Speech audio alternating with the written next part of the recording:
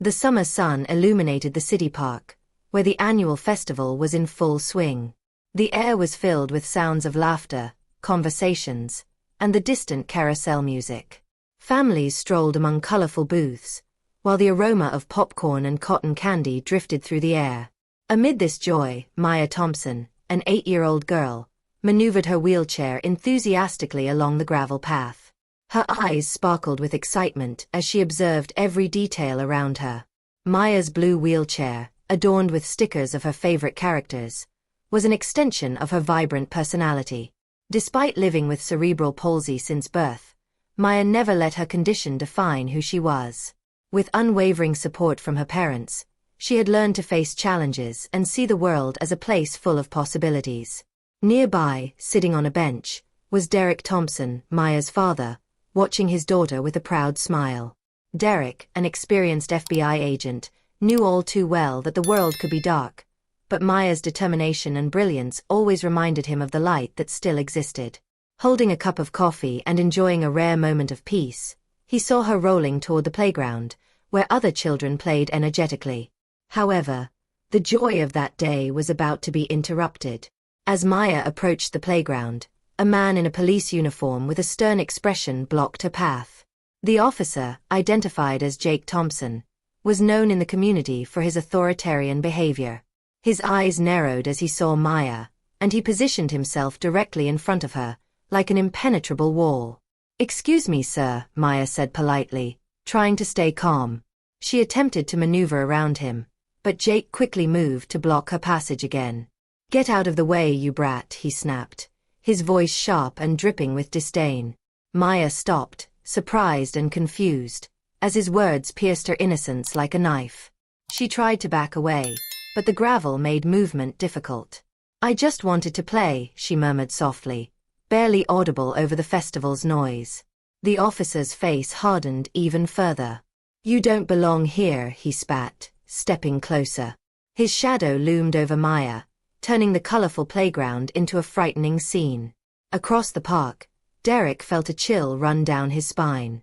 Something was wrong. He saw Jake's tall figure towering over Maya's small blue wheelchair. The smile vanished from his face, replaced by a wave of concern. Abandoning his coffee on the bench, he sprinted toward the playground. But before Derek could reach his daughter, something unimaginable happened. Jake raised his hand and slapped Maya across the face. The sound echoed through the park, instantly silencing the music and laughter.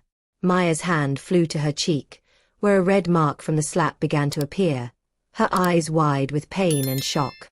For a moment, time seemed to freeze. The crowd around them stopped, unable to process what they had just witnessed.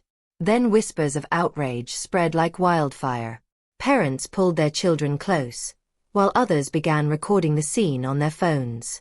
Derek reached Maya's side, seeing tears streaming down her cheeks as she trembled in her chair. Rage surged within him like a volcano about to erupt. He positioned himself between Jake and Maya, his fists clenched and his voice full of fury. "What the hell do you think you're doing?" Derek shouted, looking directly into Jake's eyes. His tone left no doubt that he would not back down. The growing crowd began to surround them, murmuring indignantly and recording every moment. Jake tried to maintain his composure, but Derek's gaze carried something unexpected, unshakable power. "Still," Jake retorted arrogantly, "stay out of this." But his voice faltered, betraying his rising fear. Derek knew he couldn't let this go. He stepped closer, locking eyes with Jake with an intensity that made the officer take a step back. "You just made the biggest mistake of your life," Derek said, his voice low and dangerous. As Derek stood firm in front of Jake, the tension in the park escalated. The murmurs grew into shouts of indignation. "He hit a child," someone yelled. "That's abuse of power," another exclaimed. The weight of the stares and cameras seemed to finally hit Jake, who began showing signs of discomfort. Derek turned to Maya, who was still crying in her wheelchair.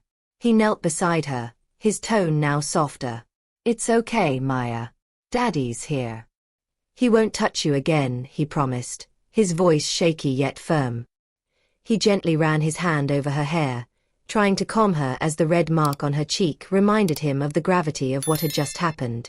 Jake, still attempting to justify his actions, raised his voice. "She was in my way," he said, trying to sound authoritative but coming across as weak. "I needed to maintain order." The crowd reacted immediately, their shouts drowning out Jake's words. "You're calling a child in a wheelchair a threat?"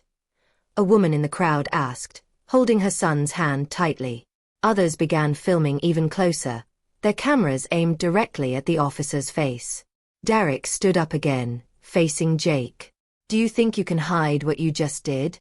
His voice was low but filled with fury. "These people saw it.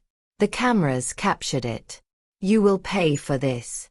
At that moment, the sound of sirens filled the air. 2 police cars quickly arrived at the park, and several officers moved toward the commotion. The leader of the team, a sergeant with a serious demeanor, surveyed the scene, trying to understand what was happening. "What's going on here?" he asked, his tone professional yet tense as he noticed the crowd's hostility. Derek was the first to respond, pointing at Jake. "The situation is that this man, a police officer, attacked my daughter without any provocation." He stepped back, revealing Maya in her wheelchair, her face still tear-streaked and marked by the slap. "And now he's trying to justify it." The sergeant looked at Maya and then at Jake, who appeared visibly uncomfortable. "Is this true, Thompson?" he asked, his voice filled with disapproval. Jake hesitated, but before he could respond, several voices from the crowd erupted simultaneously. "He hit her without reason. I recorded everything. He can't get away with this." The sergeant raised his hand, trying to calm the crowd. "Please, everyone, let's handle this properly." He turned to Jake. "I'm going to need you to come with us now." Jake tried to argue, his voice unsteady. "Sergeant, this is a misunderstanding." "Now, Thompson," the sergeant interrupted firmly. 2 officers approached Jake, escorting him to one of the police cars. As he passed through the crowd, the hostility in their faces was evident. Some shouted, "Justice for Maya," while others shook their heads in disgust. With Jake removed from the scene, the sergeant turned to Derek. "Sir, I deeply regret what happened. We will investigate this immediately. Please take your daughter home and ensure she gets the care she needs." Derek nodded, but his expression remained resolute. "I will take my daughter home. But this doesn't end here. I want justice." That evening, videos of the incident began circulating on social media. Each recording clearly showed the moment Jake Thompson raised his hand and struck Maya. Outrage was immediate. Hashtags like #JusticeForMaya and #AbuseOfPower began trending, with thousands sharing the videos and demanding action against the officer. The media quickly picked up the story, interviewing witnesses and commenting on the brutality displayed by Jake. Soon, the news transcended the city, drawing national attention and sparking debates about systemic issues.